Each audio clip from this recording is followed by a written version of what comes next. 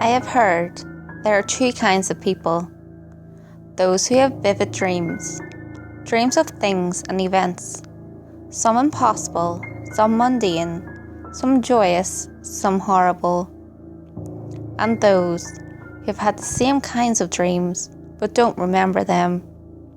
I'd give anything if I could fit into either category. I remember my dreams, but dreams is a misnomer. It's the same dream every night, and it's not even a dream of a series of events. It's just a snapshot, a moment, a flash photo. But it's a snapshot I can't look away from, an eternal moment in which I experience indescribable horror. I can't remember not having this dream. It's been my companion my whole life. I'm in some room I don't recognise, and in the middle there's a kind of hole or vortex. But it's not a physical hole, and out of it is arising from horrific monstrosity. It doesn't see me yet, but it's about to turn its attention to me, and I know that when it perceives me, it will take me to hell with it, to experience unbearable torment for eternity.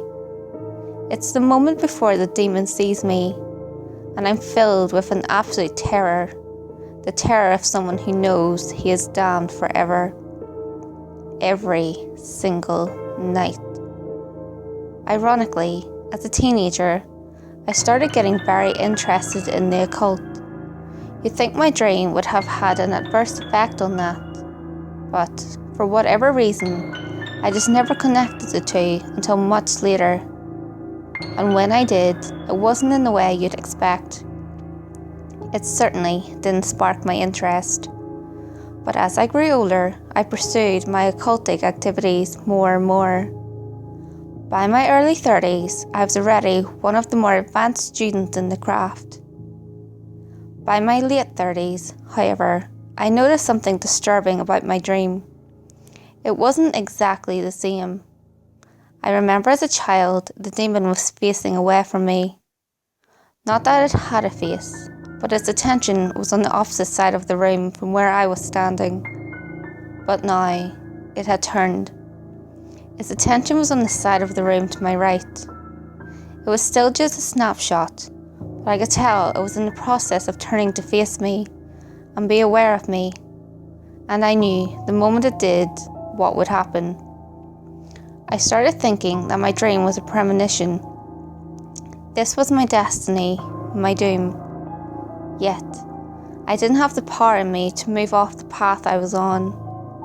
To avoid such a confrontation, it was almost as if the dream and my life had no connection. I was barely able to bring my dream to mind during my day-to-day activities. When I turned 50, I realised the demon had almost completed the turn. Its attention was almost upon me. But then, my conception of the dream started changing. I had been thinking that my life was the reality and the dream was a foreshadow or a message from another time in my life. But the opposite was the case. The dream was the reality and my life was just a message. I don't mean that my life was just a shadow of some deeper reality, although I suspect that's true. I mean something even weirder. You know how people say that when you die, your life flashes before your eyes? That's what my life was. I was living, reliving my life in the moment before the demon saw me.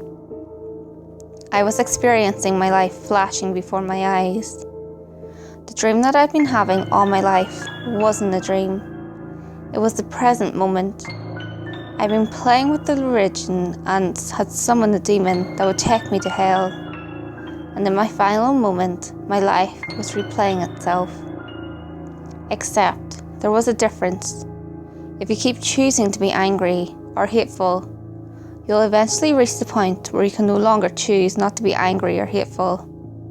Slowly, as we live our lives, we are taking away from our own freedoms, and eventually becoming the people we will be forever. I had spent nearly all my life making particular choices and selecting certain courses of action. I realise now that my choices were not just a turning towards the occult, but a running away from. I don't even want to say the word God. I had been rejecting him with every conscious thought for so long that I was no longer able to accept him. I had taken away my ability to choose him, and yet, somehow, I realise now as I approach my doom that I am being given the power to choose God. I don't want to choose him, but I know that I can. I am being buoyed up so that the effects of a lifetime spent rejecting him no longer force me to continue to do so. I can choose. I can actually choose. And still, a small voice inside me asks, what do you choose?